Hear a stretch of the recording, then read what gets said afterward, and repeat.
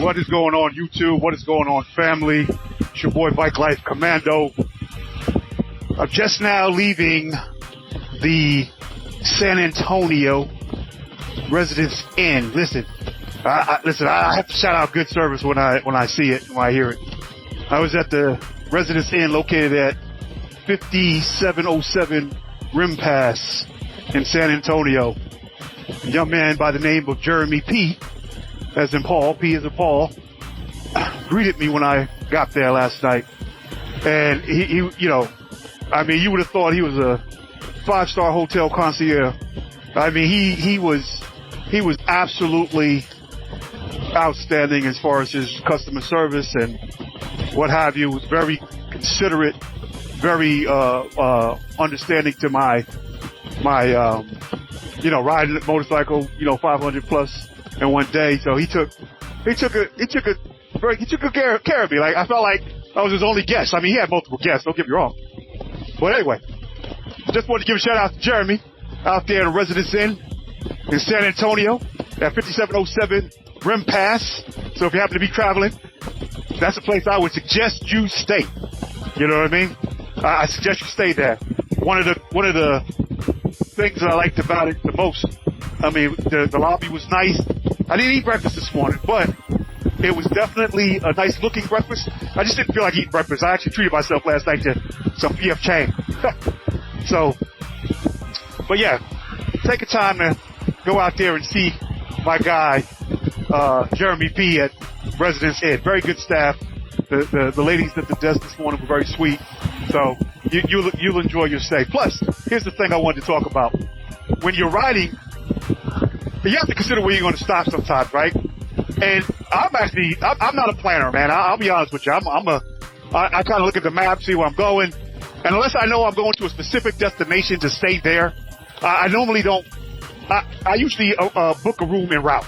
You know what I'm saying? I'll find a place, eat lunch, gas up, do something, sit down for a minute, and then book a room en route. But I will tell you this: if you stay at a hotel, it doesn't have to be a Residence Inn. If you like Courtyard or True or one of these other hotels, that's fine. They're all fabulous, fine hotels, right? Residence Inns is my preference, right?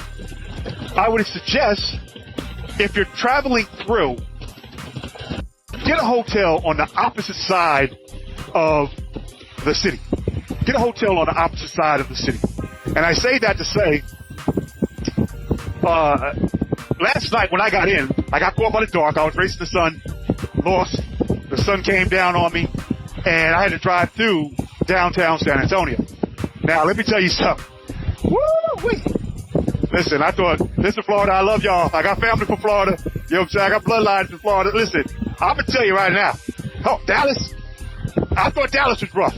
Nah, man. I thought Miami's rough now. I'm going to tell you, Miami traffic. So I would say San Antonio downtown is comparable to Miami traffic. I am telling you, them folks run that place like it is the Indy 500, man. I'm like, whoo. And I ain't no punk now. I mean, I'll ride with you, but I try to stay safe. You know what I mean? And I'm telling you, I really felt glad that I had, lights on my helmet, lights on my vehicle. I wear the brake free on the back of my helmet. So I'm telling you, it's one of those things where you just need to plan. So the reason why I say pick your hotel wisely is because at some point you may drive through on your way out and it may be rush hour traffic or whatever. So here's a suggestion, because it was actually suggested to me last night. Why not stay? I called one Residence Inn, explained where I was at, and they told me, hey, why don't you stay on the other side of the city, because if you stay here, you'll have to drive through downtown in the morning. And, it could be rough, even though it's a Sunday, right? Today's a Sunday.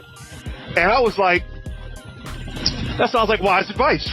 So he gave me the address, and I ended up at 5707 Rim Pass. So that is my suggestion for the day when it comes to hotels. Let's talk about your fitness, right?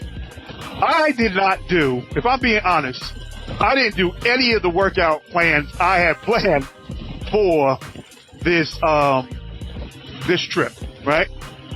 This trip here I was supposed to have like a weekly workout and things, and I let life get in the way. I'm not gonna lie. And then I let laziness get in the way too. I just knew I wanted to do this run. So, but there's no excuse. I should have been in the gym. I should have been doing something. Now I did do one thing that I was going to do. I was going to eat different. So I did eat different throughout the month. You know, I ate lighter. I ate salads a little bit more. I ate fruits. Trail mix, things like that. Things protein. I just try to eat a little bit different, lightweight. One of the things I like to do is I like to, ride without having to stop for, let's say, bathroom breaks, like other than, something that's quick. So if I gotta take my time and, I feel like if I'm eating heavy, that might be an issue. And let me tell you something. I ride with a guy, good guy, my guy Sensei. I'm like, Sensei, he doesn't eat, bro. He's with the Ride Fit Nation. Shout out to Ride Fit Nation, the Gold Rush Nation. You know what I'm saying? He's a Honda Gold Wing rider. Check out his channel if you ride Gold Wings.